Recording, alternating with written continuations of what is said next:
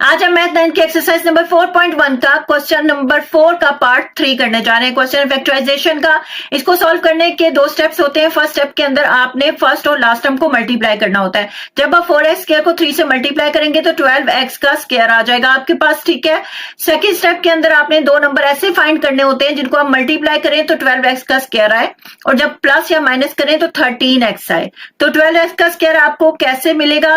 अगर आप 3 के टेबल पर जाते हैं तो 3x मल्टीप्लाई बाय 4x आपके पास 12x का स्क्वायर आएगा, लेकिन जब मैं 3x और 4x को जमा करूंगी तो मेरे पास 13x नहीं आएगा। इसी तरह 4 के टेबल में भी 12x का स्क्वायर तो आता है, लेकिन उन दोनों को जमा करने के बाद हमारे पास 13x नहीं आता। इसका मतलब यह है कि हमें बड़े टेबल पे जाना होगा। अगर मैं 12x को मल्टीप्लाई कर दूं x के साथ तो मेरे पास क्या आएगा? 12x का स्क्वायर, और जब मैं इन दोनों को जमा कर दूंगी 12x प्लस x तो मेरे पास क्या आ जाएगा?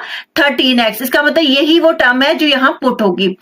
तो फर्स्ट और लास्ट टर्म को आपने नहीं छेड़ना होता, इसको आप वैसे का वैसे ही लिख देंगे। 4x का स्क्वायर वैसे का वैसा, प्लस मिडल टर्म पुट करें 12x प्लस x प्लस 3 वैसे का वैसा।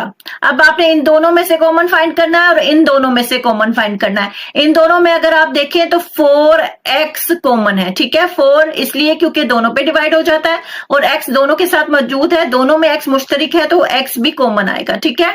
और जिसको हम कॉमन लेते हैं उसको हम डिवाइड भी करते हैं। 4x को इन दोनों के साथ हम डिवाइड करेंगे। 4x का स्क्वायर यानी 4 के साथ 2x है, नीचे 4x आएगा जो हमने कॉमन लिया है। 4 से कैंसल, x से कैंसल, तो यहां क्या आ जाएगा? x प्लस वैसे का वैसा। 12x को आप 4x से डिवाइड करें तो x से कैंसल, 4 3 12, तो यहां क्या आ जाएगा? 3। इसी तरह अब आगे देखें, आगे अगर आप देखें तो इनमें कुछ भी कॉमन नहीं है, और जब कुछ भी कॉमन नहीं होता तो हम 1 कॉमन ले लेते हैं। यहां पे क्या कॉमन आएगा?